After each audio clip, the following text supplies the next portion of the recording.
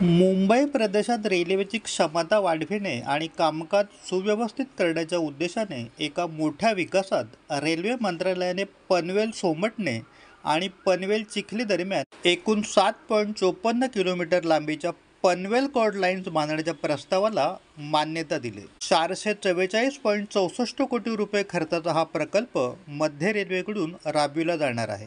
पनवेल हे मुंबई उपनगरीय रेल्वेच्या हार्बर मार्गावरील एक महत्त्वाचे टर्मिनल आहे, जे उत्तरेकडे दिवा, दक्षिणेकडे रोहा, पश्चिमेकडे JNPT आणि पूर्वेकडे कर्जत असे अनेक दिशांना एक महत्त्वाचे जंक्शन म्हणून काम करते.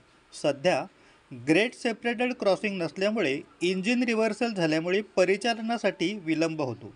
या आव्हानांवर मात करण्यासाठी 2 कॉर्ड लाईन्स प्रस्तावित करण्यात आल्या आहेत आणि आता त्यांना मान्यता देण्यात आले.